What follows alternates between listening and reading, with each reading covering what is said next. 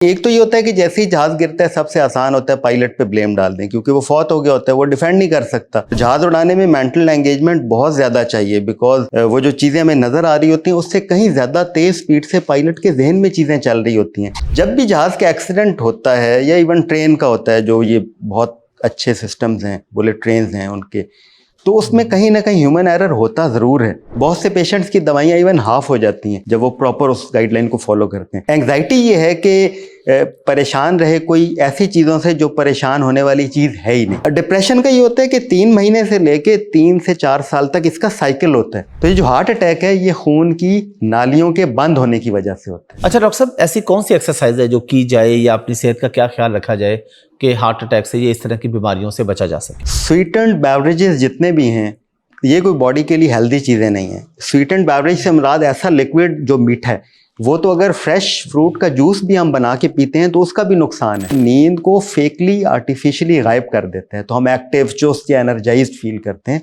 For the short time, लेकिन जैसे ही उसका इफेक्ट खत्म होता है वो हमें बहुत थका देता है। यानी हेल्दी चीज़ उसके साथ रिएक्ट करके अनहेल्दी बन जाती है। तो दूध वाली चाय कोई बहुत अच्छी चीज़ नहीं है। इसी तरह दूध वाली कॉफ़ी से भी coffee without sugar and without milk बहुत अच्छी। अस्सलाम वालेकुम जी, हाफिज अहमद पॉडकास्ट पे खुशामदीद। और आज की हमारी पॉडकास्ट बहुत इंपॉर्टेंट है।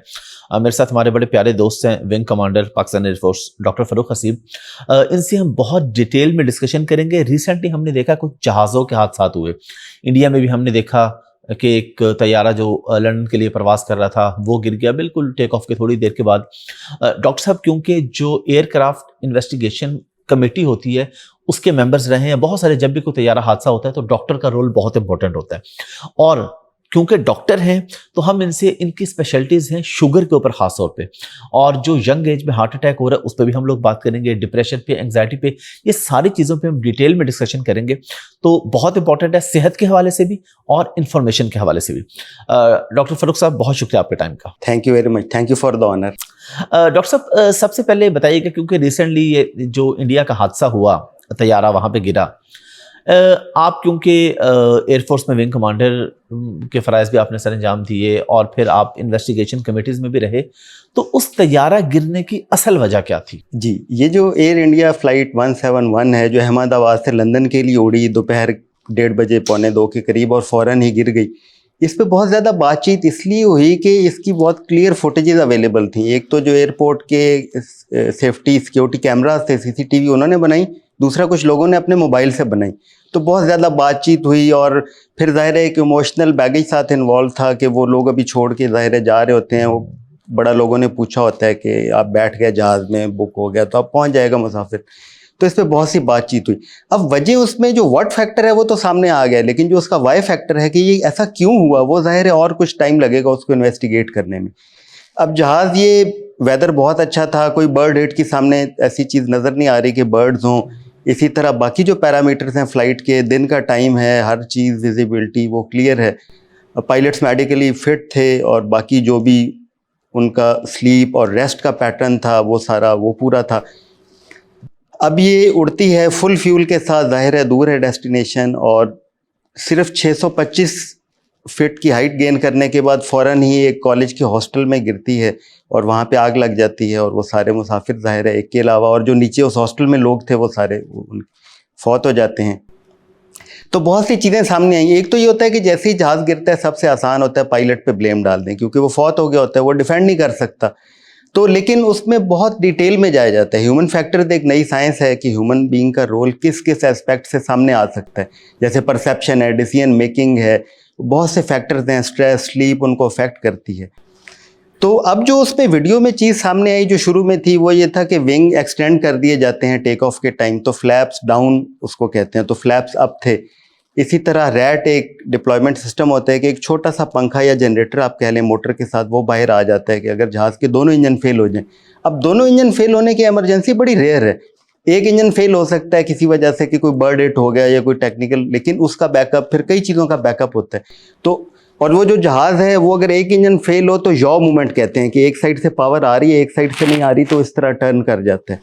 तो वो फील होता है कि एक इंजन पावर दे रहा है दूसरा नहीं, तो वो बड़ा एक उड़ते साथ ही नीचे गिर गया है। तो दोनों इंजन फेलियर का तो सस्पिशन पहले से जाहिर है एविएशन के जो एक्सपर्ट्स हैं उन्होंने बता दिया था।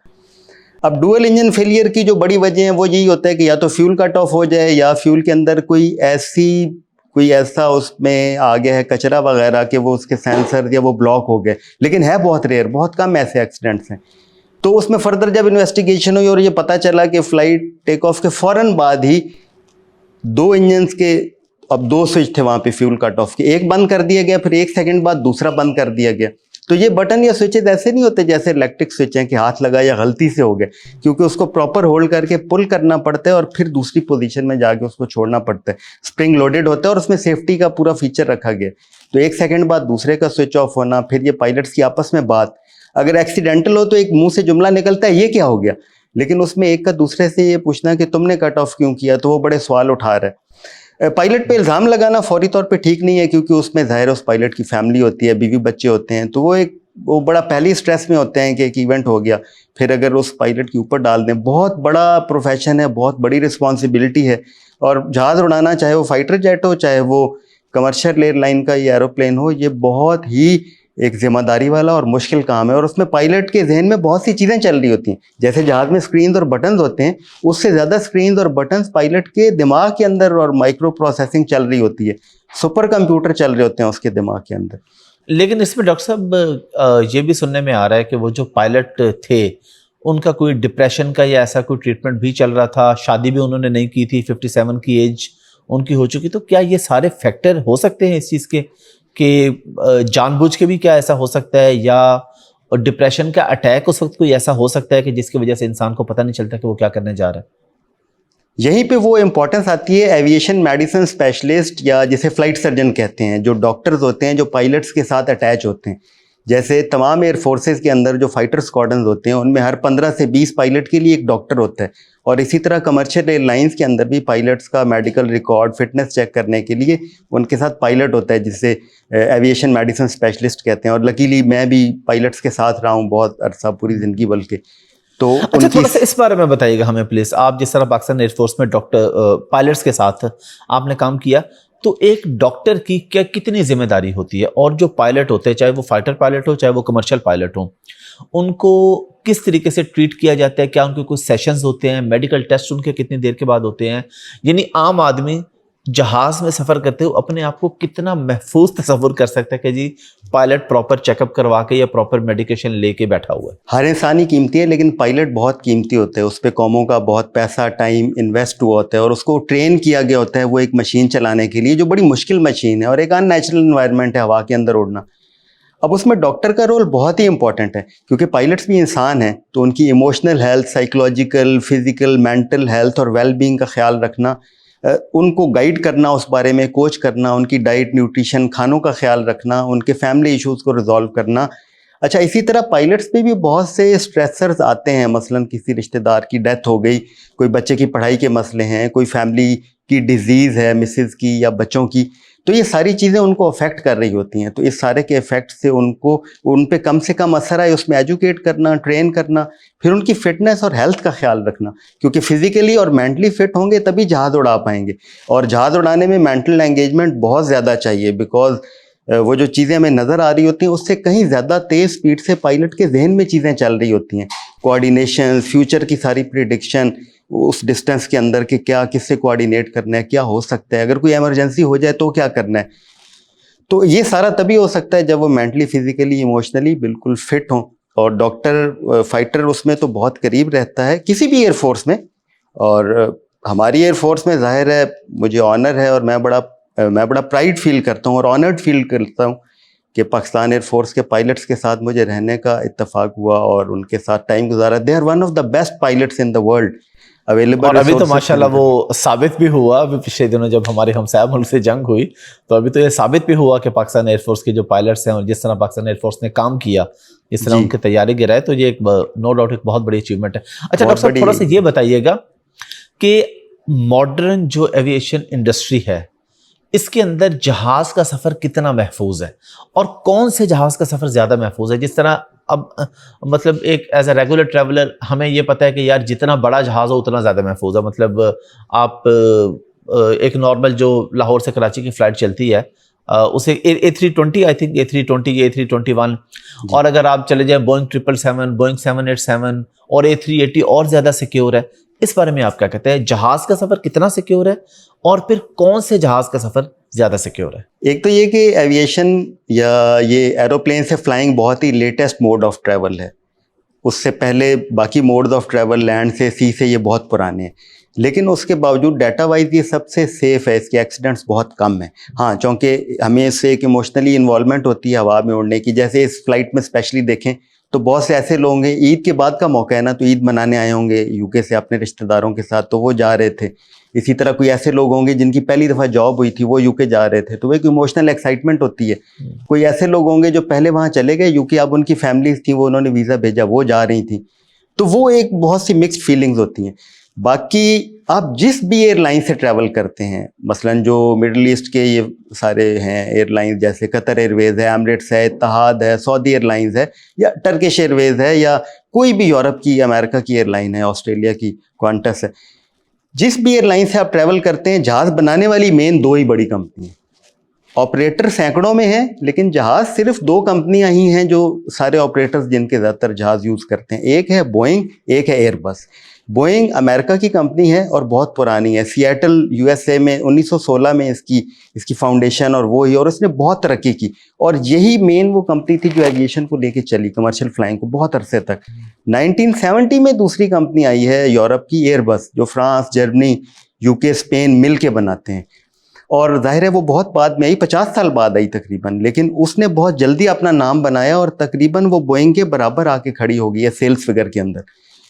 अब जो जहाँ तक ये बात है कि कौन सा जहाज़ ज़्यादा सेफ़ है, रिसेंट अगर हम पास्ट में देखें तो अक्टूबर 2018 के अंदर एक क्रैश हुआ, बिल्कुल नया जहाज़ था, बोइंग 737 मैक्स। ये उड़ा था कुआलालंपुर से, और उड़ने के थोड़ी ही देर बाद ये गिर के तबाह हो गया। तो इनिशियल या प्रीलिमिनरी उसके अंदर जाहिर है वो आ गया कि अच्छा पायलट का एरर था, हाइट अचीव नहीं की, लेकिन जब बाद में फर्दर इन्वेस्टिगेशन हुई तो पता चला कि उसके अंदर एक MCAS नया सिस्टम उसमें इंस्टॉल किया गया था। ये एक सॉफ्टवेयर है जो कंट्रोल करता है, बेसिकली मैन्यूवर ऑगमेंटिंग सिस्टम है, कि पायलट जो भी चीज़ करे उसको कंप्यूटर से ऑगमेंट किया जाता है। तो पायलट उसको ऊपर उठा रहा था, लेकिन उसके सेंसर्स का मेल फंक्शन हो गया और वो उसकी नाक या नोज़ नीचे की तरफ चली गई। जैसे बड़े जहाज़ के दो पर होते हैं, ऐसी टेल के साथ दो और छोटे छोटे पर होते हैं, तो वो भी टेक ऑफ के अंदर और इसी तरह लैंडिंग के अंदर बड़ा इंपॉर्टेंट रोल प्ले करते हैं। टेल के बेसिकली एंगल ऑफ अटैक कहते हैं इसको, कि जहाज़ ऊपर जा रहा है तो नाक ऊपर है, टेल नीचे है, लेकिन उसमें बहुत सी कन्फिग्रेशन है, विंग्स के ऊपर बहुत से मूवेबल पार्ट्स लगे होते हैं। फिर 5 महीने बाद ही दूसरा एक्सीडेंट हो गया बोइंग 737 मैक्स का। ये भी बहुत ही नया और 0 मीटर के करीब जहाज़ था। ये हुआ, एथोपियन एयरलाइन का जहाज़ उड़ा और 6 मिनट के अंदर गिर के तबाह हो गया। तो फिर जाहिर है पूरी दुनिया में खलबली मच गई कि ये क्या, दो जहाज़ों का ब्रांड न्यू का साथ साथ क्रैश। तो पता चला कि MCAS, वो जो उसका सॉफ्टवेयर था, जो मैन्यूवर ऑगमेंटेशन सिस्टम था, उसके सेंसर्स का कुछ फॉल्ट था। और वो क्या करते थे कि पायलट तो जहाज़ को ऊपर ही ले जाना चाह रहे, लेकिन वो सेंस कर रहे थे कि ज़्यादा ऊपर हो गए तो वो सीधा कर देते, बल्कि सीधा की बजाय भी थोड़ा सा पिच डाउन कर देते। तो पायलट कोशिश भी कर रहा है ऊपर ले जाने की, लेकिन जाहिर है सारे गेजेस और फिर कंप्यूटर अगर ओवरराइड कर जाए तो वो फिर आप कुछ नहीं कर सकते, तो वो भी गिर के तबाह हो गया। इसीलिए ये जो स्पेकुलेटिव नेचर होती है एक्सीडेंट के बाद कि ये हुआ होगा, मोटरवे पे हम जा रहे होते हैं, कहीं कोई एक्सीडेंट हुआ हो तो हम कह नहीं देते अच्छा इसका लगता है टायर फट गया, ओवर स्पीड था, ये हुआ होगा। तो ये स्पेकुलेशन एविएशन में, चूँकि उसके साथ बहुत से लोगों की ज़िंदगी इन्वॉल्व है, जब हम कोई भी लूज टॉक कर देते हैं तो जाहिर है मुसाफिर जो फौत हो गए हैं, उनके रिश्तेदार, वो उनके ऊपर बड़ा बुरा असर पड़ता है। उन पायलट्स की फैमिलीज़ के लिए वहाँ मुश्किल हो जाता है रहना। तो अच्छा, व्हाट फैक्टर आ गया इस एक्सीडेंट का कि ये जी जहाज़ यूं नीचे गिर गया, डुअल इंजन फेलियर था। रीलाइट भी उन्होंने इंजन को किया। रीलाइट ये होता है कि वो जो स्विचेस थे जिसमें पेट्रोल या फ्यूल शटडाउन कर दिया था, उसको रन पे भी ले गए, यानी उसका पेट्रोल उन्होंने ऑन भी कर दिया है। लेकिन जाहिर है वो हाइट बहुत थोड़ी थी, टाइम बहुत कम था, एल्टीट्यूड नहीं था, तो वो जो रीलाइट किया है वो जाहिर है उसको थर्स्ट या फर्दर ऊपर लिफ्ट दे नहीं सका, तो क्रैश कर गया फौरन ही। अच्छा डॉक्टर साहब, हम जो ये बात सुनते हैं कि कोई भी अगर प्लेन क्रैश होता है तो उसमें कहीं ना कहीं ह्यूमन एरर होता है। ह्यूमन एरर के बगैर, जिस तरह मैंने एक पाकिस्तान के एक साबिक वज़ीर आज़म की पॉडकास्ट की, उनकी एक एयरलाइन भी है, उन्होंने भी बताया कि हाँ जी वो जो हमारा तैयारा गिरा था उसमें भी पायलट का एरर था। और भी हम अक्सर रिपोर्ट्स में भी, और आप जैसे जो एक्सपर्ट्स हैं जब उनसे बात होती है तो हमें पता चलता है कि ह्यूमन एरर के बगैर प्लेन क्रैश नहीं होता। इस बात में कितनी सदाकत है? इस साइंस को कहते हैं ह्यूमन फैक्टर्स। तो लकीली मुझे ह्यूमन फैक्टर्स में डिप्टी डायरेक्टर रहने का भी इत्तेफाक हुआ मेडिकल एस्पेक्ट से। उसमें पायलट्स अपने एंगल से बात करते हैं, इंजीनियर्स अपने एंगल से बात करते हैं और डॉक्टर अपने एंगल से बात करते हैं। तो चूंकि ह्यूमन बीइंग इन्वॉल्व है यहाँ पे, तो ह्यूमन फैक्टर्स में डॉक्टर का रोल बहुत इंपॉर्टेंट है। बिकॉज परसीव क्या कर रहे हैं, अब कहते हैं ना कि eyes only see what you want to see. Road पे एक्सीडेंट होता है, आप पूछें यार ये तुम्हें बंदा साइकिल वाला नजर नहीं आया, कार वाले से पूछें या बस वाले से, जब चौक में कहीं क्रॉसिंग हो रही हो तो जो एक्सीडेंट होते हो तो मुझे तो ये चीज नजर ही नहीं आई, because eyes only see what we want to see. तो फिर उस परसेप्शन के बाद डिसीजन मेकिंग को क्या फैक्टर अफेक्ट करते हैं, फिर उस डिसीजन मेकिंग के बाद जो उसकी इम्प्लीमेंटेशन है, एग्जीक्यूशन है, उसमें कहाँ कहाँ एरर आ सकता है, तो ये सारा डॉक्टर्स का रोल है और थ्रू ह्यूमन फैक्टर्स है। जब भी जहाज़ का एक्सीडेंट होता है या इवन ट्रेन का होता है, जो ये बहुत अच्छे सिस्टम्स हैं, बुलेट ट्रेन हैं उनके, तो उसमें कहीं ना कहीं ह्यूमन एरर होता ज़रूर है। फॉर एग्जांपल उसके मैन्युफैक्चरिंग में अगर कोई फॉल्ट रह गया था तो वहाँ भी ह्यूमन बीइंग इन्वॉल्व था। उसकी जो पीरियोडिक मेंटेनेंस चल रही है, जैसे ये जहाज़ एक दूसरे शहर से आया था थोड़ी देर पहले, तो उसकी वहाँ पे जाहिर है उसमें फ्यूल रिफिल किया गया होगा, उसको सारा चेक किया गया होगा इंजीनियर्स ने और पूरी टीम ने। तो वहाँ पे अगर कोई किसी लेवल पे कोई कमी रह गई है तो वो भी ह्यूमन फैक्टर ही कहलाता है। मिसाल के तौर पे जहाज़ों पे जब काम कर रहे होते हैं तो उनके जो बहुत से ऑपरेटिंग टूल्स होते हैं, बाद दफ़ा कोई टूल कहीं पे रह जाता है। जहाज़ के इंजन का स्ट्रक्चर ऐसे होता है, आपने देखा होगा गोल सा इंजन होता है ऐसे लंबी ट्यूब की तरह, और आगे एक पंखा या नज़र आता है कि कोई चीज़ घूम रही है, तो आगे से एयर सक करता है और पीछे से बाहर निकालता है और उसी थर्स्ट की वजह से वो आगे जाता है। अब अगर वहाँ इंजन पे काम करते हुए कोई कपड़ा, कोई रैग या कोई पेच इवन रह गया है, तो वो जब इंजन तेज़ घूमेंगे उसमें वो जाएगा तो पूरा इंजन डैमेज हो सकता है। तो वो भी ह्यूमन फैक्टर है जो कि ज़ाहिर है टेक्नीशियन की उस पर आएगा। और जाहिर है फ्लाइंग के अंदर ऐसे बहुत से इंसिडेंसेस हैं। दो बहुत सेंसिटिव या जहाँ पे कॉशन हाई होता है वो स्टेजेस हैं, दो जो मोस्ट सेंसिटिव स्टेजेस हैं फ्लाइट की, एक है टेक ऑफ, एक है लैंडिंग। बिकॉज वहाँ पे टाइम नहीं है और हाइट नहीं है। अगर एलिवेशन पे यही इमरजेंसी हो कि फ्यूल स्विचेस जो हैं वो कट ऑफ पे चले गए हैं, तो क्या है वहाँ पे आप उसको रन पे डाल के रीलाइट कर सकते हैं, जहाज ग्लाइड करता रहेगा। लेकिन टेक ऑफ और लैंडिंग पे क्या होता है कि आपके पास हाइट नहीं होती, टाइम नहीं होता। और टेक ऑफ तो मोर सेंसिटिव है बिकॉज आपने हाइट गेन करनी है, तो आपको बहुत एनर्जी और पावर चाहिए वहाँ पे। तो वहाँ पे अगर कोई गलती होती है, जैसे कोई लाइट ऑन हो गई, मिसाल देता हूँ एक, कि कॉकपिट के अंदर कोई लाइट ऑन हो गई और लैंडिंग पे आ रहे हैं पायलट्स, तो वो उस लाइट में इतना एंगेज हो जाए कि उनको लैंड करना ही भूल जाए, तो ये पॉसिबिलिटी है। अच्छा डॉक्टर साहब, अभी हम आते हैं, आपकी एक्सपर्टीज है माशाल्लाह शुगर के ऊपर, डायबिटीज़ के ऊपर आपका बड़ा अच्छा काम है, इस्लामाबाद में आप क्लिनिक भी रन कर रहे हैं। तो मुझे बताइए कि ऐसा क्या है, ऐसी क्या नई रिसर्च है, ऐसी क्या स्पेशलाइजेशन है, या ऐसे कौन से मेडिकल टेस्ट हैं जो आप करवाते हैं और फिर आप ट्रीटमेंट देते हैं, तो आपका कहना यह है कि आप मेडिसिन काफ़ी हद तक नीचे ले आते हैं? डायबिटीज़ के जितने भी पेशेंट से बात हुई तो मुझे फील हुआ कि अवेयरनेस देने की बहुत ज़रूरत है। और जिस तेज़ी से डायबिटीज़ फैल रही है, अब ये ऐसे कंट्रोल नहीं हो सकती कि लोग आएँ डॉक्टर के पास, वो मेडिसिन लिखें, वो चले जाएं, एक एक करके लोग आते चले जाएं। बिकॉज जितने लोग डायबिटीज़ के डायग्नोज्ड हैं, बहुत बड़ी तादाद है जिनको डायबिटीज़ है लेकिन उनको पता नहीं है, और जब कॉम्प्लिकेशन होगी तब पता चलेगा। मसलन आईज अफेक्ट हो जाएंगी या किडनीज अफेक्ट हो जाएंगे, तो तब वो पहुंचते हैं। इसी तरह बहुत बड़ी एक पॉपुलेशन है जो प्री डायबिटीज़ में है, जिन्होंने डायबिटीज़ में ज़रूर फॉल कर जाना है। तो मैं चाहूँगा कि जो लोग इस पॉडकास्ट को देखें, उनको डायबिटीज़ का इतना बेसिक नॉलेज और अवेयरनेस हो जाए कि वो अपनी डायबिटीज़ या इवन प्री डायबिटीज़ को पहचान सकें, प्री डायबिटीज़ और इंसुलिन रेजिस्टेंस को रिवर्स कर सकें खुद से। और अगर डायबिटीज़ में चले गए हैं तो जो दवाइयाँ 1 से 2 से 4 होती चली जाती हैं, उसको वो रिड्यूस कर लें या कहीं पे रोक लें। बहुत से पेशेंट्स की दवाइयाँ इवन हाफ हो जाती हैं जब वो प्रॉपर उस गाइडलाइन को फॉलो करते हैं। तो डायबिटीज़ है क्या, इसकी बड़ी जो 4-5 किस्में हैं वो कौन सी हैं, इसकी कॉम्प्लिकेशंस क्यों हो जाती हैं, आँखें, गुर्दे और नर्व्स पहले क्यों डैमेज हो जाते हैं बाकी ऑर्गन्स की निस्बत, और इसमें एक्सरसाइज का रोल क्यों और कैसे इंपॉर्टेंट है। कह तो देते हैं ना एक्सरसाइज करें, लेकिन वो मोटिवेशन दूंगा कि आप उस एक्सरसाइज को करने पे तैयार हो जाएं लोगों के लिए। इसी तरह स्लीप का क्या रोल है, डिप्रेशन का क्या लिंक है डायबिटीज़ के साथ, वो क्यों उसको बढ़ाती है, स्ट्रेस कैसे बढ़ाता है, तो ये सारी चीज़ें हम डिस्कस करेंगे। डायबिटीज़ को सिंपल अगर मैं समझाऊँ ना, तो सिर्फ 3 सूरतें हैं डायबिटीज़ होने की। एक इंसुलिन की प्रोडक्शन का प्रॉब्लम है, दूसरी सूरत यह है कि इंसुलिन की प्रोडक्शन तो ठीक है लेकिन उसके एक्शन का प्रॉब्लम है कि वो पूरी है लेकिन वो एक्शन नहीं कर पा रही, और तीसरी सूरत है कि प्रोडक्शन में भी थोड़ा सा कुछ कमी आ गई है और एक्शन में भी कमी आ गई है। अब इसकी जो बड़ी किस्में हैं, टाइप 1 डायबिटीज़ है, टाइप 2 डायबिटीज़ है, latent autoimmune diabetes of adults है जिसे लाडा कहते हैं, या टाइप 1.5 भी कहते हैं ऐसे लोग, maturity onset diabetes of young है, मोनोजेनिक डायबिटीज़ यानी जो किसी जीन के डिफेक्ट की वजह से होती है, उसके बाद गेस्टेशनल डायबिटीज़ है जो प्रेगनेंसी में लेडीज़ को हो जाती है। उसके अलावा कुछ टाइप्स हैं जो किसी खास वजह या ट्रीटमेंट से होती हैं, जैसे कोई अगर खा रहा है स्टीरॉइड्स तो उसको डायबिटीज़ हो जाती है। इसी तरह किसी वजह से पैनक्रियाज की कोई और इलनेस हुई या कोई इंजरी हुई, पैनक्रियाज निकालना पड़ गया तो जो डायबिटीज़ हो जाती है। अच्छा सॉरी आपको इंटरप्ट कर रहा हूँ, यहाँ पे हम इसी को कंटिन्यू करेंगे। क्या ये पॉसिबल है कि कुछ लोगों ने जो इश्तिहार लगाए होते हैं, हम देखते हैं सोशल मीडिया पे, कि शुगर का मुकम्मल खात्मा, अगर किसी को डायबिटीज़ हो गई है, मैं एक आम आदमी के लिए पूछ रहा हूँ, टाइप 1 या टाइप 2 जो मतलब पाकिस्तान में बहुत से लोगों को है, क्या कुछ ऐसा तरीका होता है कि शुगर बिल्कुल ही ख़त्म हो जाए, वो डायबिटिक पेशेंट रहे ही ना? टाइप 2 डायबिटीज़ जो कि 90% के करीब है, अप्रॉक्सीमेटली जो 90% डायबिटीज़ है वो टाइप 2 डायबिटीज़ है।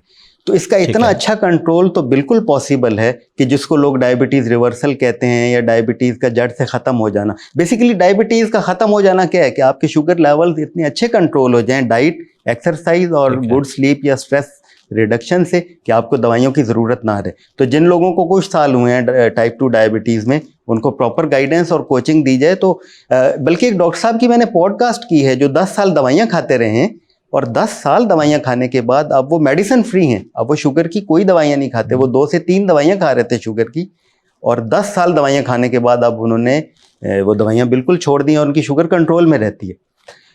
टाइप 1 टाइप 2 का थोड़ा सा फ़र्क बता देता हूँ क्योंकि लोगों को बड़ी कन्फ्यूजन रहती है कि मेरी टाइप ऑफ डायबिटीज़ कौन सी है।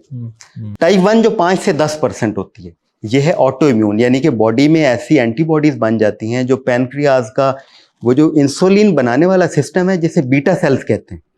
पैनक्रियाज के बहुत से फंक्शन हैं जिनमें से एक फंक्शन है सिर्फ इंसुलिन बनाना, और वो भी उसके आइलेट ऑफ लैंगरहैन में बीटा सेल होते हैं। तो ये उनको डिस्ट्रॉय कर देती हैं, जाके उनको अटैक कर देती हैं। ये समझती हैं कि वो कोई वायरस है, बैक्टीरिया है, फॉरेन बॉडी है। तो अब जब वो तबाह हो जाएंगे तो ज़ाहिर इंसुलिन पैदा नहीं होगी। यंग बच्चों को ये ज़्यादा होती है। इसकी 2 पीक्स हैं, 5 से 7 साल में इसकी एक पीक आती है और फिर 12 से 14 साल में दूसरी पीक आती है जब बच्चे जवान हो रहे होते हैं। तो उसमें होता क्या है कि वो थके रहते हैं, उनका वजन कम होना शुरू हो जाता है और वो किसी दिन इंतहाई बेहोशी के साथ, गनुदगी के साथ हॉस्पिटल पहुंचते हैं। पता चलता है शुगर बहुत ज़्यादा है। एंटीबॉडीज़ के टेस्ट किए जाते हैं, इसमें सिर्फ शुगर और HbA1c तो टेस्ट किया जाएगा, वो ज़्यादा आएगा, लेकिन इसके साथ बहुत इंपॉर्टेंट है कि फ़र्क करना है टाइप 1 और टाइप 2 में। तो वो एंटीबॉडीज़ के टेस्ट हैं, उसमें GAD65 है, जिंक ट्रांसपोर्टर 8 एंटीबॉडीज़ हैं। वो आप एंडोक्राइनोलॉजिस्ट से रब्ता करें या डायबिटीज़ के स्पेशलिस्ट डॉक्टर से, तो वो फिर आपको गाइड करते हैं। टाइप 2 जो डायबिटीज़ है ये होती है मेनली इंसुलिन रेजिस्टेंस की वजह से। आपको पता है टाइप 2 के शुरू में उल्टा पैनक्रियाज इंसुलिन ज़्यादा पैदा कर रहा होता है। इसको कहते हैं कॉम्पेंसेटरी हाइपर इंसुलिनीमिया, कि जब बॉडी में ग्लूकोज बढ़ती है तो पैनक्रियाज इंसुलिन ज़्यादा बनाना शुरू कर देता है, लेकिन आगे जहां उस इंसुलिन ने एक्शन करना है, जो दरवाजे हैं वो दरवाजे ही नहीं खोलते, जिसको हम इंसुलिन रेजिस्टेंस कहते हैं। रेजिस्टेंस क्या है कि इंसुलिन ने ग्लूकोज के एक मॉलिक्यूल को पकड़ा, मसल्स में लेके गई, बोन्स में लेके गई, फैट सेल्स लिवर में लेके गई, दरवाज़ा खटखटाया, उनसे पूछा कि आपको चाहिए जी ग्लूकोज? उन्होंने कहा नहीं बहुत शुक्रिया, अभी है, पहले ही है जी। अब अगले खाने पे, उससे अगले लंच पे, अगले डिनर पे, अब जब हर खाने पे वो आती चली जाएगी तो आहिस्ता आहिस्ता वो जो रिसेप्टर्स हैं इंसुलिन के, वो उनमें म्यूटेशन शुरू हो जाएगी, वो रिस्पॉन्ड करना ही इंसुलिन को छोड़ देंगे। सादा यूं समझें कि वो दरवाज़ा खटखटाया इंसुलिन ने, तो पहले वो जो नरमी से जवाब देते थे ना कि नहीं बहुत शुक्रिया, वी हैव एनफ, अब वो सख्ती से जवाब देते हैं कि यार पहले भी कहा था नहीं चाहिए। तो वो आहिस्ता आहिस्ता वो अपने दरवाज़ों पे यूं समझे कि जैसे चर्बी जम जाती है, तो चर्बी के जमने से वो दरवाजे ही मुकम्मल शटडाउन या बंद हो जाते हैं, वो खुलते नहीं है। तो इस वजह से इसको इंसुलिन रेजिस्टेंस कहते हैं। अच्छा डॉक्टर साहब, शुगर पेशेंट के लिए मेडिसिन कितनी ज़रूरी है और कंसल्टेशन कितनी ज़रूरी है? क्योंकि आपके पास माशाल्लाह जो पेशेंट्स आते हैं तो आपका ज़्यादा फोकस होता है कि आप उनके साथ आधा घंटा 20-25 मिनट मतलब एक गपशप करते हैं और मेडिसिन का रोल बहुत थोड़ा रखते हैं, उसकी क्या रीज़न? पेशेंट को ना उस डिजीज़ के ट्रिगर के बारे में बताना बहुत ज़रूरी हो जाता है तो जब उसके साथ डिटेल में बैठते हैं, इन्वेस्टिगेट करते हैं कि ये ट्रिगर कैसे हुई, तो ज़्यादातर मरीज़ तो खुद ही बताते हैं कि कोई स्ट्रेसफुल इवेंट हुआ या कोई इसको कहते हैं, बुक्स में लिखा होता है sedentary over eating perpetuated by social norms. Social norm ये हैं कि दोपहर को भी बूफे पे जा रहे हैं, जैसे बहुत से बिजनेसमैन हैं तो दावतें ही दावतें चलती रहती हैं। गेस्ट आ गया, चाय बिस्किट समोसे खाने की चीज़ें मंगाई, कोई और गेस्ट आ गया, केक पेस्ट्री आ रही है, शाम को फिर खाने पे रेस्टोरेंट में गए, बहुत सा खाया। तो ये सोशल नॉर्म्स उसको परपिचुएट करते हैं। तो जब पेशेंट को ट्रिगर बता देते हैं कि आपको यहाँ से स्टार्ट हुई है और आपके लिए ये वजह बनी है, तो जिस दिन पेशेंट ये समझ जाता है ना कि मेरी डायबिटीज़ की वजह क्या है, टाइप 2 डायबिटीज़ की, उसका आधा मसला तो सॉल्व हो जाता है। मेडिकेशन का नो डाउट रोल है। टाइप 1 में तो इंसुलिन लगनी ही लगनी है। देखिए टाइप 1 में जो हमने बात की ना कि इंसुलिन बनाना ही बंद कर दी, तो अब जब इंसुलिन बन ही नहीं रही ना तो उसको इंसुलिन देनी पड़ेगी, लेकिन वो 5 to 10% है। ये जो टाइप 2 डायबिटीज़ है जिसमें शुरू में इंसुलिन ज़्यादा बन रही है, तो जो शुरू में पेशेंट आ जाए उनको तो बहुत अच्छा गाइड किया जा सकता है, और बगैर मेडिकेशन के या बिल्कुल थोड़ी सी मेडिकेशन स्टार्ट करके, जो इंसुलिन मेडिकेशन की भी टाइप्स है ना, एक है जो इंसुलिन सेंसिटिविटी को इम्प्रूव करती हैं, मसल्स में यूटिलाइजेशन बेहतर कराती हैं, कुछ हैं जो पैनक्रियाज से इंसुलिन की सिक्रीशन को बढ़ाती हैं, कुछ है जो एंटी इंसुलिन एक हार्मोन होता है ग्लूकागॉन, जो बॉडी में ग्लूकोज के लेवल बढ़ा रहा होता है, उसको जाके रोकती हैं। तो टाइप ऑफ ड्रग बड़ी इंपॉर्टेंट है कि आप कौन सी ड्रग चूज करते हैं, उसका एक्शन क्या है और क्या प्लान करते हैं कि कैसे मैंने उसको देनी है। इंसुलिन रेजिस्टेंस जब होती है ना, तो अकेली ग्लूकोज लेवल अकेले हाई नहीं हुए होते, उसके साथ ब्लड प्रेशर भी हुआ होता है, फैटी लिवर भी हुआ होता है, ये सेंट्रल या पेट के ऊपर जो चर्बी मोटापा आ जाता है ये आया होता है, उससे पहले वो अंदर ऑर्गन्स पे चर्बी चढ़ी होती है, यानी लिवर पे चढ़ती है, पैनक्रियाज पे चढ़ती है, इंटेस्टाइन्स पे चढ़ती है, तो वहाँ पे उनकी वर्किंग को अफेक्ट करती है। यानी वो जो फैट अकोमुलेशन है, स्पेशली बैली फैट, वो उन ऑर्गन्स की ऑप्टिमल फंक्शनिंग को अफेक्ट करती है। फिर साथ फीमेल्स हैं तो पीसीओज हो जाते हैं, अगर मेल है तो इरेक्टाइल डिसफंक्शन, जिसे मर्दाना कमजोरी भी कहते हैं, और लोग बहुत परेशान हैं, अपना पैसा वक्त ज़ाया करते हैं उसके पीछे। तो बेसिकली इंसुलिन रेजिस्टेंस की वजह से या प्री डायबिटीज़ की वजह से हुआ होता है। फिर इसके साथ साथ आईज पे जो इफेक्ट आते हैं, जो किडनीज पे इफेक्ट आते हैं, जो मूड के ऊपर उसके इफेक्ट आते हैं, बिकॉज आपको पता है कि इंसुलिन जो हार्मोन है इसका बहुत इंपॉर्टेंट एक फीडबैक पाथवे है सेरोटोनिन के साथ। सेरोटोनिन वो हार्मोन है जो डिप्रेशन में, केमिकल डिप्रेशन या जो मेन डिप्रेशन है उसमें कम हो जाता है। तो सेरोटोनिन और इंसुलिन का बड़ा इंपॉर्टेंट आपस में बॉन्ड और डायरेक्ट रिलेशनशिप है। इसको कहते हैं सीरोटोनाइलेशन, यानी पैनक्रियाज में जो इंसुलिन की सिक्रीशन है उससे सेरोटोनिन रेगुलेट करता है, जो बेसिकली दिमाग का हार्मोन है लेकिन आंतों में और इंटेस्टाइन्स में भी होता है। इंसुलिन की ना दो बेसिकली सिक्रीशन की स्पाइक्स हैं। एक वो है कि जैसे आपने फूड खाया हुआ एब्जॉर्ब हुआ तो एक मेजर स्पाइक आई, वो इंसुलिन जो पैकेट्स में बनी पड़ी थी उसके वेसिकल्स वो रिलीज कर दिए गए ब्लड में, तो इकट्ठी बनी हुई पहले से जो इंसुलिन थी वो। दूसरी वो है जो वो स्लो साथ साथ बना रहे हैं। तो ये जो पहला रिस्पॉन्स है ना जिसमें वो बल्क में इंसुलिन रिलीज करते हैं, इसमें सेरोटोनिन का इंपॉर्टेंट रोल है। और इसी तरह जो दिमाग का सेरोटोनिन केमिकल है जो डिप्रेशन में कम हो जाता है, उसको बनने के लिए इंसुलिन हेल्प करता है, उसका एक बेसिक अमाइनो एसिड ट्रिप्टोफैन है वो देकर। अच्छा डॉक्टर साहब, जो लोग आपके पास विजिट करना चाहते हैं या ऑनलाइन कंसल्टेशन लेना चाहते हैं, तो ऑनलाइन का तो चले हमारे पास स्क्रीन पे आपका नंबर आ रहा है, लोग रब्ता कर लेंगे। और अपॉइंटमेंट का क्या तरीका कार है और क्लिनिक आपके इस्लामाबाद में किस जगह पे है? जी, इस्लामाबाद में लाइफ टिप्स क्लिनिक के नाम से मेरा क्लिनिक है, नाम से डॉक्टर फरूख हसीब से सर्च करें वो भी आ जाएगा। टॉप सिटी इस्लामाबाद में है। अब टॉप सिटी न्यू एयरपोर्ट के पास एक नई हाउसिंग स्कीम है जहां मोटरवे M1 और M2 मिलती हैं। बेसिकली KPK से आने वाली मोटरवे M1 और पंजाब से जाने वाली मोटरवे M2 जहां मिलती हैं, वहीं पे ये क्लिनिक है, बिल्कुल उस टॉप सिटी के मेन गेट पे। और उसको बनाने का मकसद भी ये था कि पंजाब से जिन लोगों ने आना हो KPK से, वो सिग्नल फ्री पहुंच जाए, और अगर कराची सिंध से किसी ने आना है और वो फ्लाइट लेता है तो बिल्कुल एयरपोर्ट के साथ ही, तो एक्सेस बहुत आसान है। दुआ है कि जो भी जितने लोग भी बीमार हैं अल्लाह ताला सबको सेहत अता फरमाए। आप माशाल्लाह बड़ा अच्छा काम इस पे कर रहे हैं। अब डॉक्टर साहब हम आते हैं एक इंतहाई अहम मसला, और आजकल हर बंदे का ये मसला है डिप्रेशन और एंग्जाइटी। और पहले हम समझते थे कि ये सिर्फ अमीरों की बीमारी है, ये गरीब आदमी को बीमारी नहीं हो सकती, और आम अमीर भी नहीं, सुपर एलीट क्लास की बीमारी होती थी ये।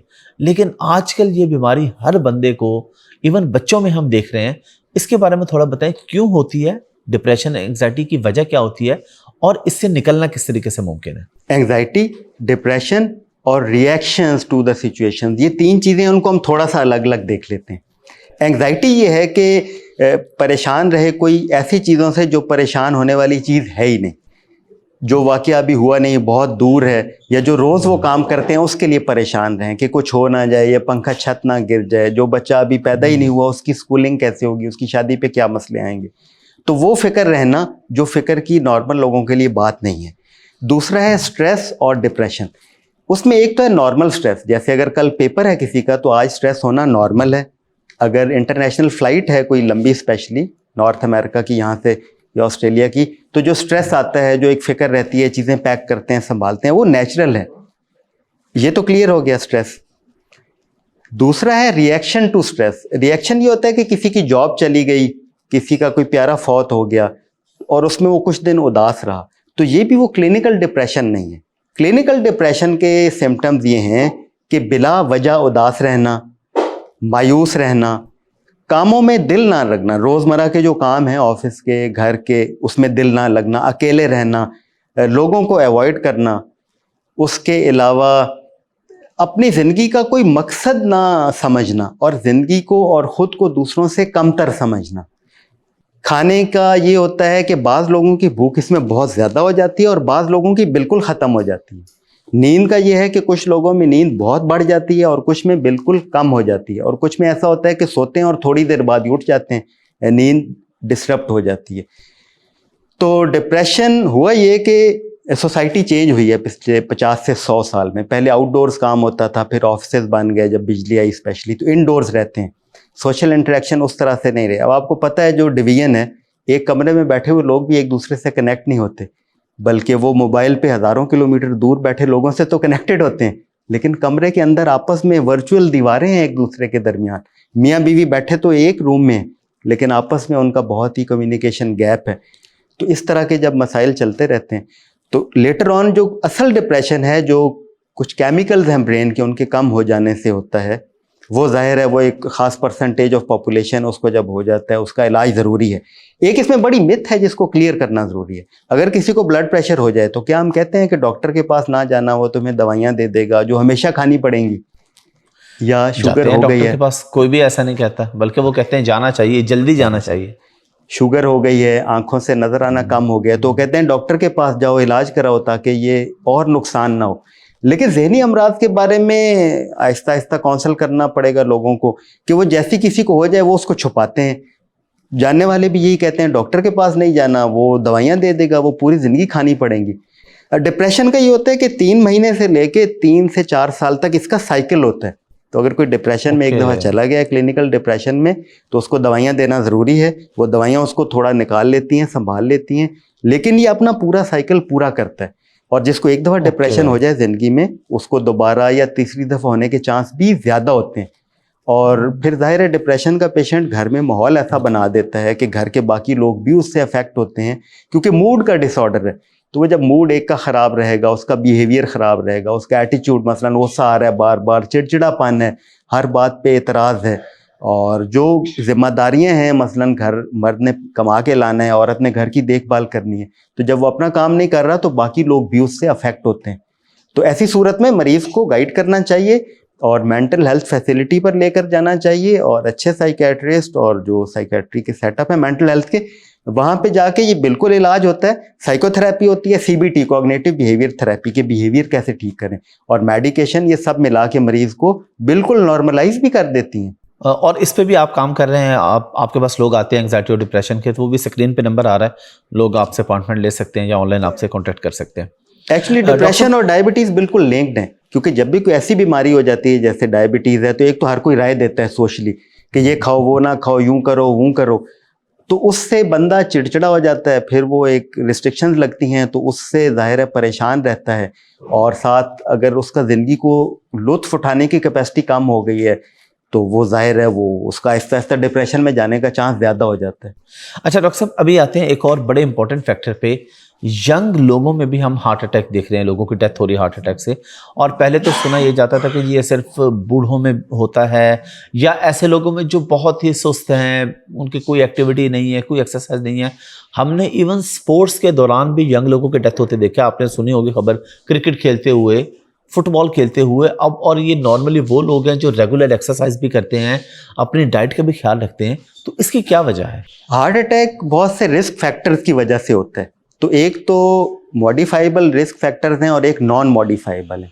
अब जो रिस्क फैक्टर आप चेंज नहीं कर सकते, जैसे एज है वो बढ़नी है, मर्दों को ज़्यादा चांस होता है, अगर आप मर्द हैं तो मर्द ही हैं।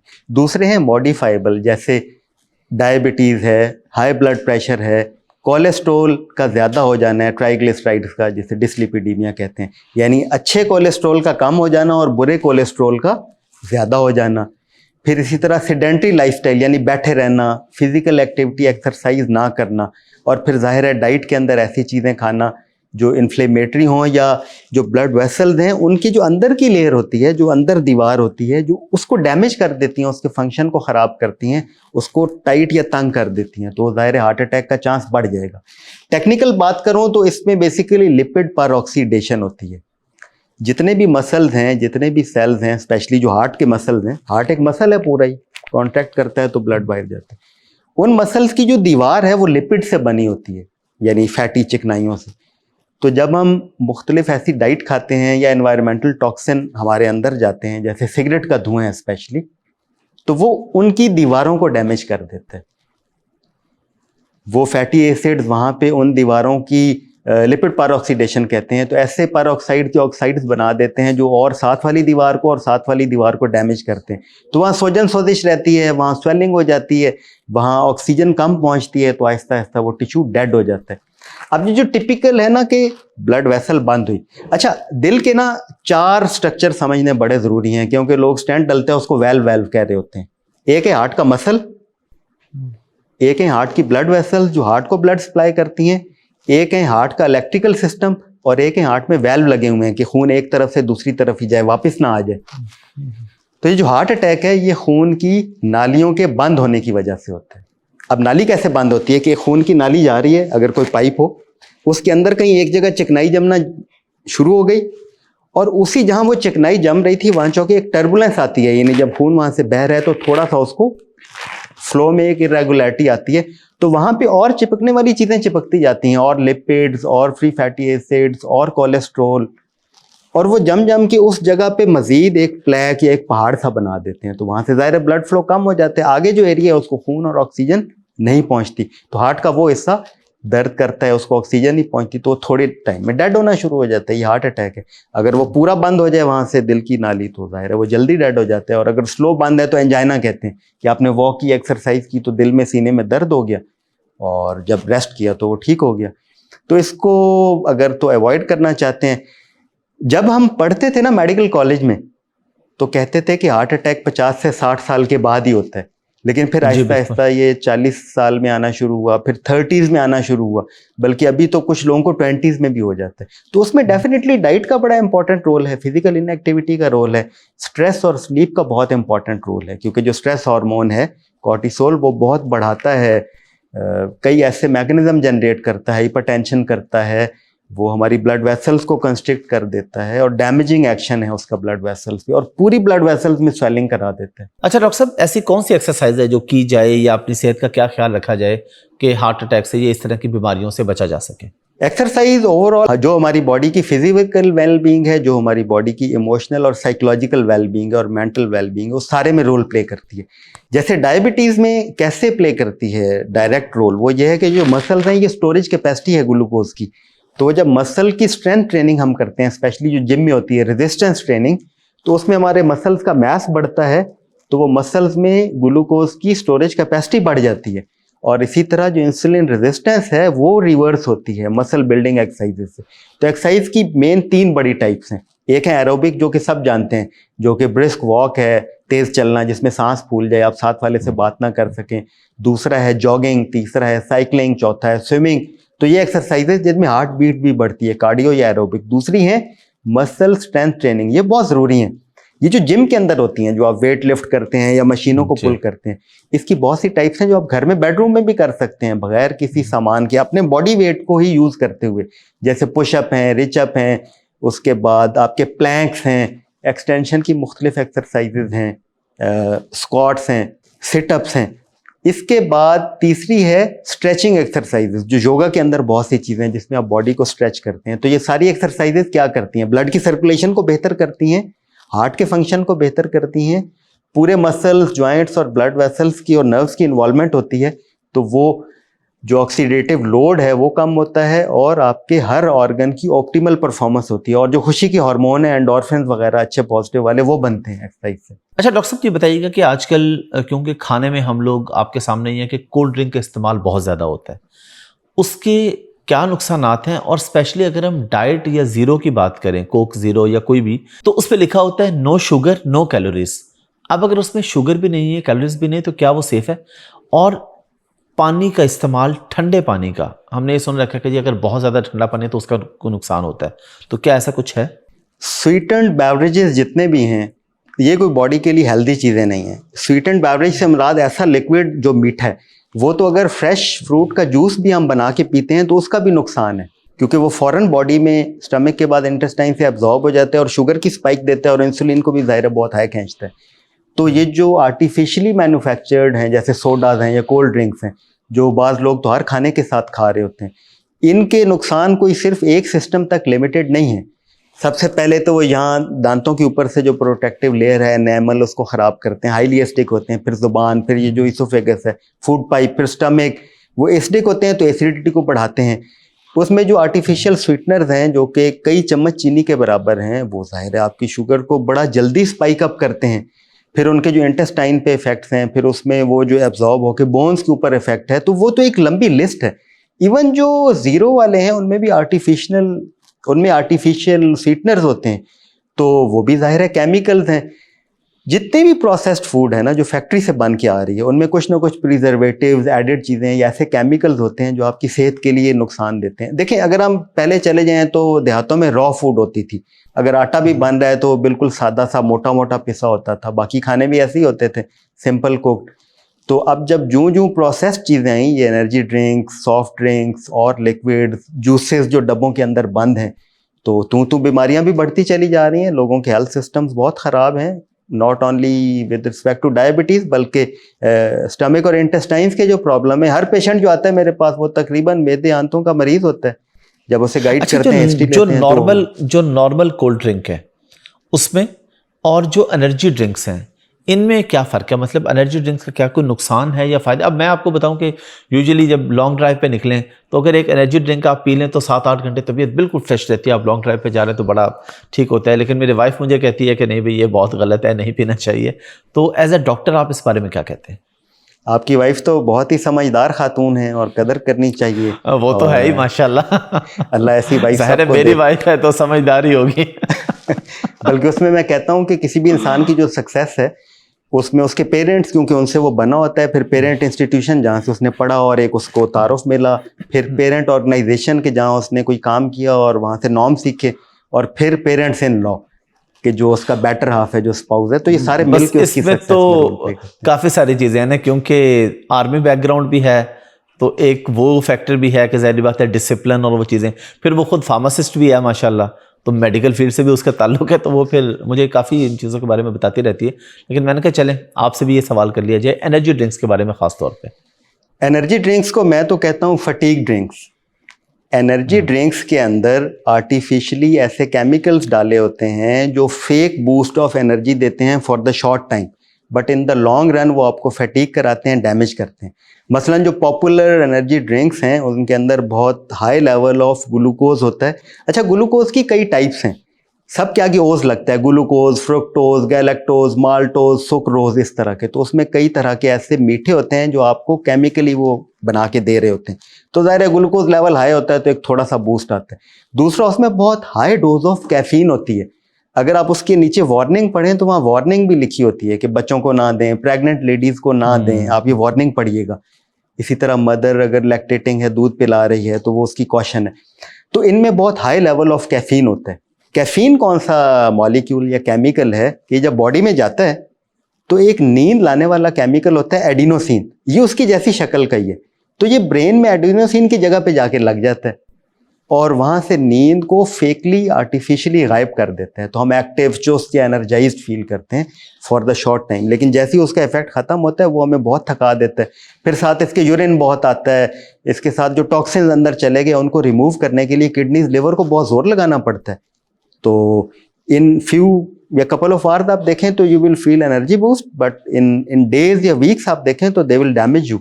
तो अगर तो बहुत रेयर कभी यूज़ करना है लाइक वंस इन डेकेड्स, तो वो तो शायद बहुत इमरजेंसी में कोई कर ले, लेकिन अगर कोई वीकली यूज़ करता है या मंथली तो it's a dangerous routine. Then ये एडिक्टिंग हो सकता है कि जब भी आपने 4-6 घंटे की ड्राइव करनी है, आप कहें मैं एक एनर्जी ड्रिंक पीऊँगा और मैं एक्टिव हो जाऊँगा, because it's a fake thing. It will basically consume your energy stores and reserves, जो लॉन्ग टर्म में आपके लिए बहुत ठीक नहीं है। ओके, एक मैंने आपसे ठंडे पानी का पूछा था। हाँ, बहुत ज्यादा ठंडे पानी का क्या कोई नुकसान होता है?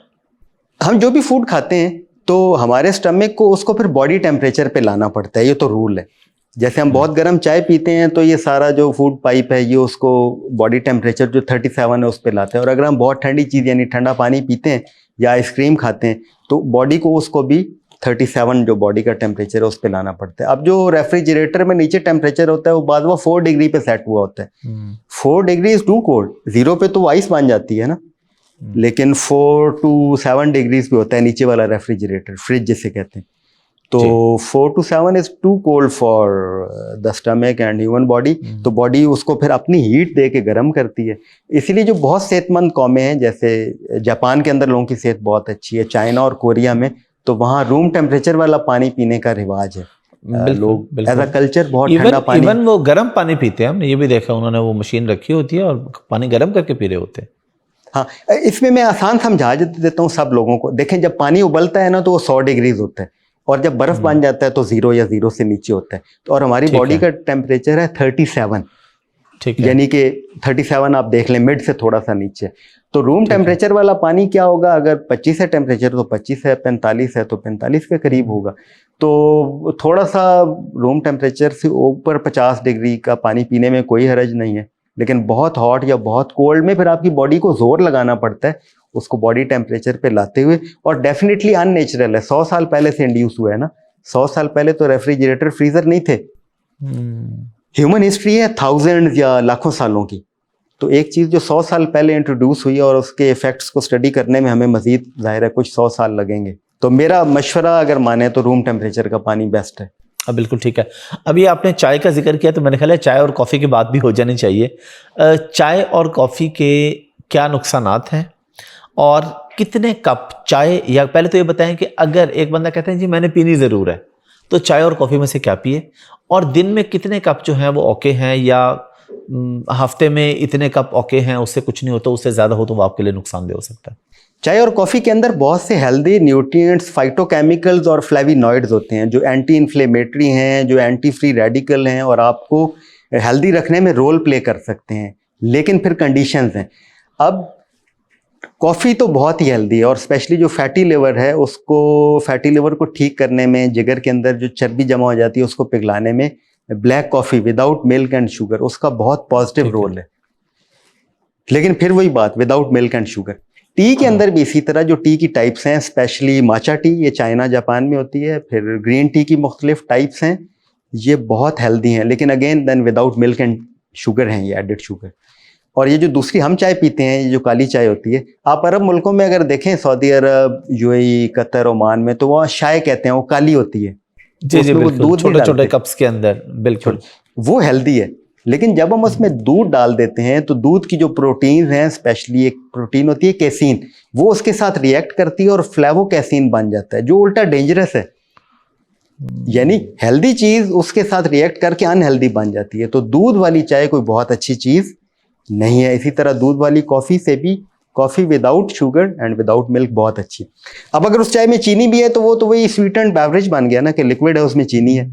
और अगर कॉफी में आपने 2 या 3 पैकेट वो डालनी है कड़वाहट खत्म करने के लिए चीनी के, तो फिर वो स्वीटेंड बेवरेज बन गया, वो जाते ही शुगर एब्जॉर्ब होगी और आपको उल्टा नुकसान पहुंचाएगी, बॉडी उसको संभालने में लग जाएगी उस एडिड शुगर को।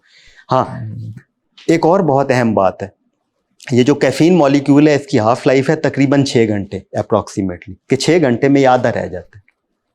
अब ये नींद उड़ाता है। अब बहुत से लोग शाम को चाय पी रहे होते हैं या रात को कॉफ़ी शॉप्स पे कॉफ़ी पी रहे होते हैं, तो उसमें एहतियात ये है कि डीकैफ कॉफ़ी पिएं। फिर डीकैफ यानी ऐसी कॉफ़ी जिससे कैफीन निकाल ली गई है, तो वो क्या करेगी, आपको स्लीप में जाने में हेल्प करेगी। स्लीप की 5 स्टेजेस हैं बेसिकली। 1 वो जिसमें हम जाग रहे होते हैं, सोने की तैयारी कर रहे हैं।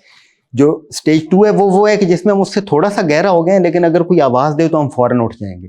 स्लीप 3 डीप स्लीप की पहली स्टेज है, और जो स्टेज 4 है वो डीप स्लीप है एक्चुअल, और 5 वो है जिसमें हमें ख्वाब आते हैं, REM sleep, rapid eye movement. तो चाय और कॉफ़ी क्या करती हैं कि स्टेज 4 को गायब कर देती हैं, जो डीप स्लीप है।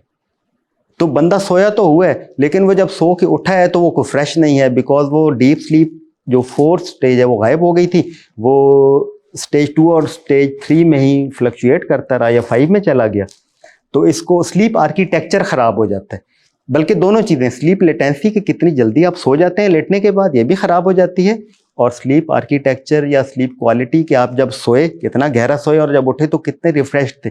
इसलिए आपने देखा है लोग सो के उठते हैं और उठ के कैसे थके होते हैं, जिस्म टूट रहा है, नींद पूरी नहीं हुई। बिल्कुल बिल्कुल। हालांकि सोए 8 घंटे, बिकॉज वो डीप स्लीप का सेगमेंट अंदर से गायब था, under effect of caffeine and under effect of the blue light of mobiles, कि बेड पे मोबाइल देखते रहे थे और आखिरी घंटे में भी सो गए।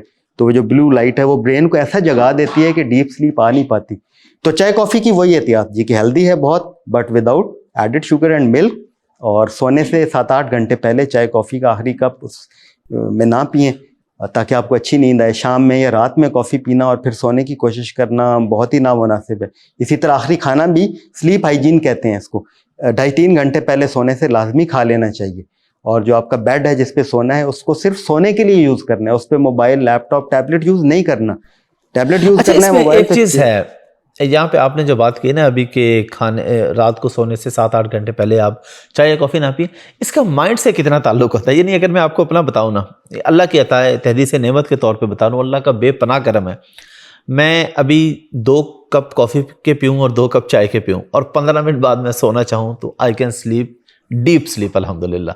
यानी मुझे चाय या कॉफ़ी अफेक्ट नहीं करती। लोग कहते हैं, लेकिन मैं कहता हूँ नहीं यार, मैंने तो कभी नहीं ऐसा देखा। हाँ, इसको कहते हैं कैफीन एक्लेमेटाइजेशन। जब हमने पिछली पॉडकास्ट की उसमें भी ये बात हुई ना, तो कई लोगों ने नीचे कमेंट्स में लिखा कि मुझे तो कॉफ़ी चाय पी के अच्छी नींद आ जाती है। तो बिल्कुल कुछ पॉपुलेशन में वो एक्लेमेटाइजेशन हो जाती है, वो रेजिस्टेंस डेवलप कर लेते हैं, लेकिन ज़्यादातर लोगों में ये नींद को डिस्टर्ब कर देती है। लाइक अगर हम कहना कि 80-90% लोगों की स्लीप को ये ज़रूर अफेक्ट करती है, तो 8-10% को नहीं भी करती, तो उसमें ज़ाहिर है फिर भी एहतियात में बड़े ग्रुप के साथ ही फॉलो करना चाहिए। तो चाय कॉफ़ी को सोने से 7-8 घंटे पहले आखिरी चाय कॉफ़ी पी लें। मतलब सुबह 1 कप पिएं, सुबह जब आप उठे हैं, काम पे जा रहे हैं, वो आपको हेल्दी एक्टिव रखेगी। फिर आप दोपहर मिड डे में 1 पी लें, और बस आफ्टरनून और इवनिंग नाइट्स में ना पिएं। डॉक्टर साहब बहुत शुक्रिया आपके टाइम का, बड़ी ज़बरदस्त और बड़ी अच्छी और बड़ी प्रोडक्टिव डिस्कशन रही। इंशाल्लाह दोबारा भी कोई ऐसे सेशंस करते रहेंगे जिससे पब्लिक का फ़ायदा हो। और जो लोग भी डॉक्टर साहब से रब्ता करना चाह रहे हैं, कंसल्टेशन लेना चाह रहे हैं, इस्लामाबाद में इनका क्लिनिक है, क्लिनिक की डिटेल भी आपके पास स्क्रीन में भी, डिस्क्रिप्शन में भी आ रही है, और कॉन्टैक्ट डिटेल्स भी आ रही हैं, आप अपॉइंटमेंट बुक करके रब्ता कर सकते हैं। डॉक्टर साहब thank you very much. Thank you very much. आप साहब स्टे ब्लेस्ड और अल्लाह आपको मज़ीद तरक्कियाँ और खुशियाँ दे। Thank you. आमीन। Thank you.